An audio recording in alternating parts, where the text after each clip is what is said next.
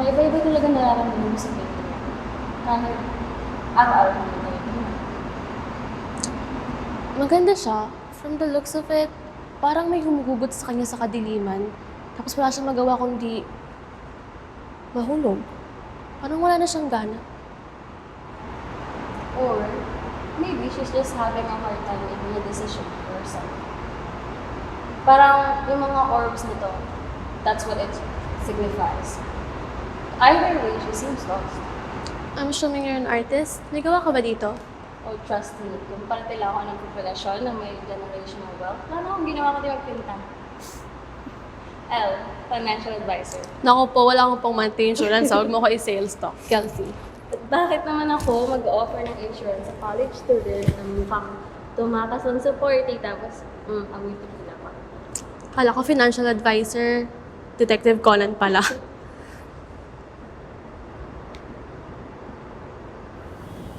Nakita mo na ba yun?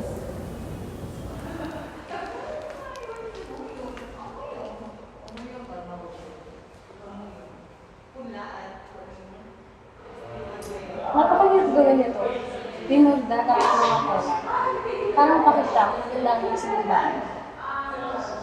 Kaso, it somehow, it symbolizes us women. How we're often sees as what men a lot of parang sexual object kumbaga. Yes. Well, for me, I can see it's parang body positivity with its feature showing the nature of being a woman. Well, also, men should stop being so stupid and know na hindi talaga pantay yung boobs ng mga babae. Well, I think that's how art really is. It's subjective. Kumbaga for you, it radiates positivity. For me, the harsh truth. I believe kung ano talaga yung emosyon na nararamdaman mo at the moment, ayun yung magiging interpretation. Matanong nga pala kita. Balik tayo sa kabilang painting. Sige.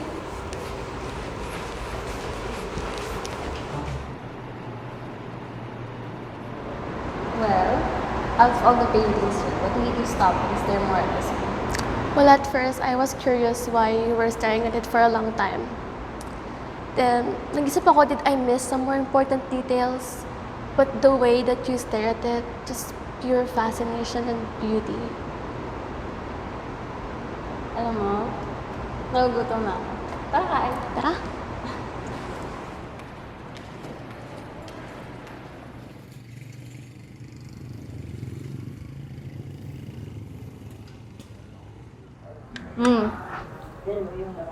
Very student budget meal. Very tamad magluto. Grabe, gutom na gutom. Ang daming in-order. Sorry namiss ko kasi to. Ano nga palang course mo? Archive. Ano yan? Art passion mo, tapos pinilit ka ng parents mo i-take? Well, practicality. Kasi kung puro craft lang naman natupagin mo, parang wala rin mangyayari sa buhay mo eh. Tsaka sabi nga ni Catherine, di ba? Napapakain ka ba ng passion na yan? Sa bagay. Actually, pag artistically inclined ka, parang hindi na agad panic sa'yo yung lipunan.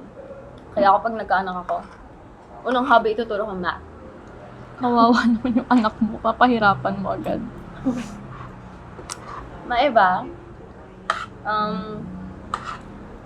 parang masyado pang maaga para umalis sa bar. Ano, walang pogi? Wala akong type. Okay. Kanina ko pa tinitignan yung tattoo mo na yan eh. Ano meaning? Ito? Actually, funny story. Kasi syempre, nag-bar kami mga kaibigan ko, laseng. Tapos biglang nagkayayaan. Papahena daw. Hena ha. Tapos di ko alam. Pinapatatuan na pala talaga kami. Tapos, ayun. Nag-request pa sila. Lagyan ng mga puso-puso, ng mga stars. Ayun, muntik na ako makalbo ng nanay ko nun eh. My God, grabe. Ang dami mo sigurong nainom. Ay, ikaw. May tattoo ka? Meron. Sa likod. Pati patingin. Sige.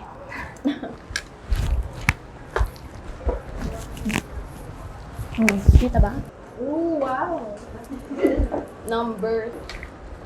Ano yan? Mansari ng ex nyo.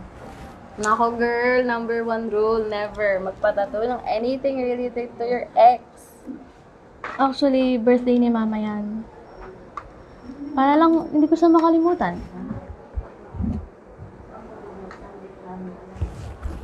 I'm sorry, guys. It's okay. Ay, wait. May order pa pala ako. Kunin ko lang.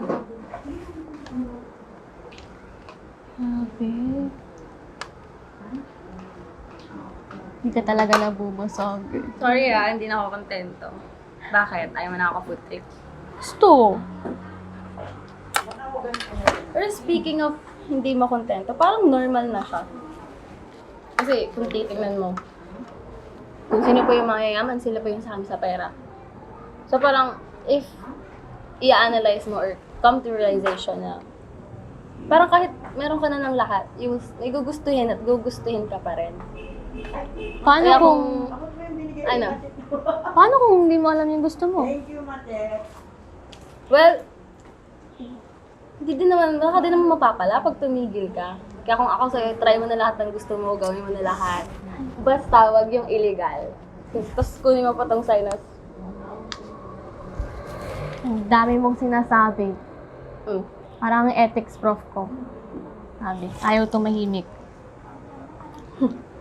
Anyways, may socials ka? Gusto mo silipin yung inner pretentious life ko, Actually, I don't do social media. Pero recently lang though. Kasi bad siya for my mental health. Sa bagay.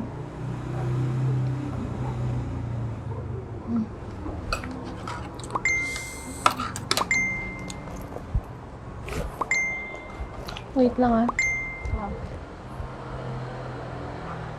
Hanap ka nata nila. Go na, enjoy mo yan. Party ka lang. Kasi alam mo, pag working ka na, hindi mo na ma-enjoy yan. Wait lang. Gabayan na din pala ako. Tapos sagot na kita ha, kasi ako din naman yung mas madami akong kinain. Sige.